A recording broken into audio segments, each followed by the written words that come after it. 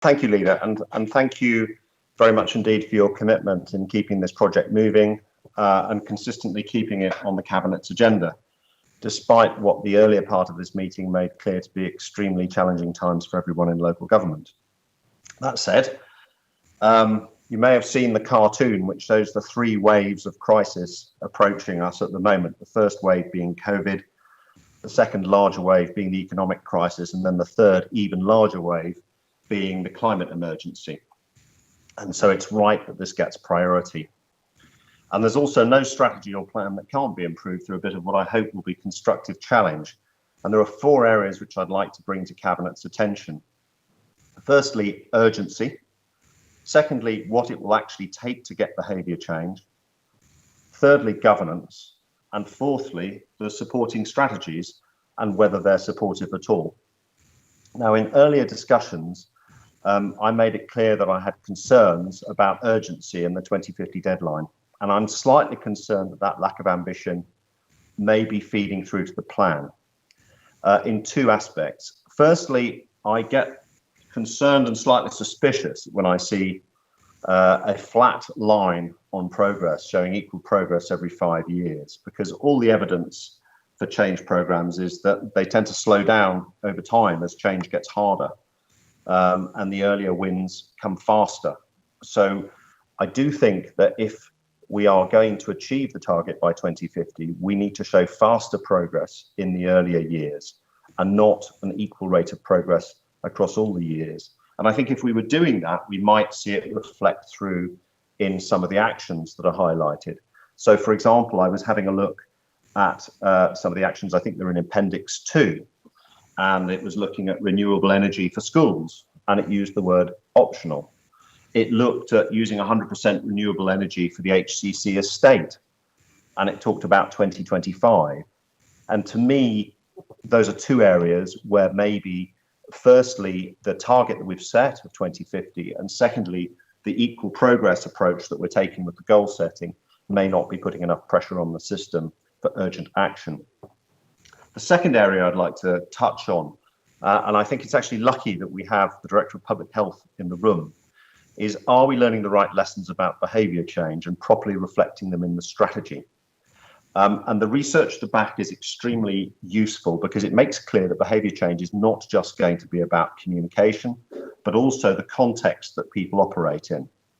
When it comes to ill health, there's a recognition that ill health is greater in poor communities due to factors like lack of work, education, housing, access to green space, and there's never an implication that it's just from individual failure to act. So the reason why, for example, people may not choose to walk or cycle is not because they're bad people who are making bad decisions, because they have a reasonable fear to use our roads or to ask their children to use our roads in a sustainable way. We can see that from COVID, that when people feel safe to cycle and walk, they cycle and walk. And when they're not cycling, it's not because they don't want to, it's because they don't feel safe to, not because we've not come up with the right argument to persuade them. So we need a public health approach, and we need to recognise that the context, we need to be pulling all our levers to drive behaviour change, reflecting that in the strategy, not just framing it as a communications challenge. The third point I wanted to highlight was governance. It talks about scrutiny having a role in governance, but it hasn't done it, at least not that I'm aware of. Now, given that climate change covers every area of the Council's work, I do think that the next round of this paper does need to go on the agenda of all the relevant committees ahead of committing to the detailed plan.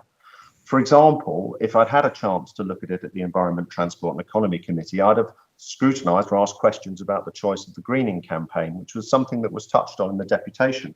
Now, I need to declare a slight interest. I still run a website on the greening campaign, Greening Full Flood, and have done so for about 10 years.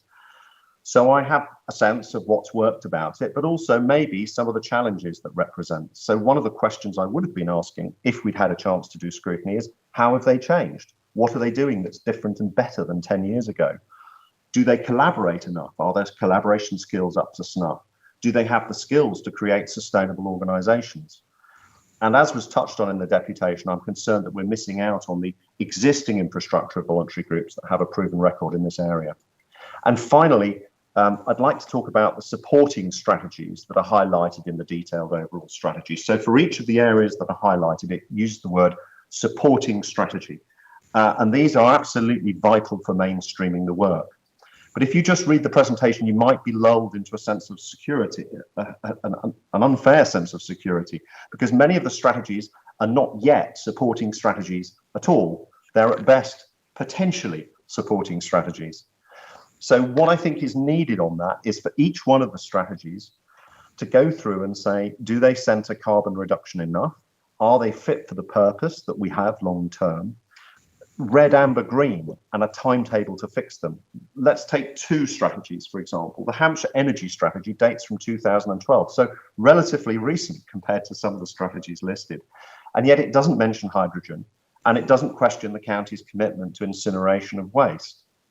And the Hampshire's joint municipal waste management strategy dates from 2006. It doesn't mention food waste recycling. And even though there are big discussions about the current waste strategy at the moment, they're generally framed around meeting government requirements and our financial challenges, and not centred on the urgency of our need to cut carbon, although there has been analysis of that as part of the programme. Just to give you a sense of where we are with the Hampshire Joint Municipal Waste Management Strategy and its support for carbon, the current strategy, as in place, doesn't mention the word carbon, doesn't mention the word CO2, and doesn't mention the word climate change anywhere within it.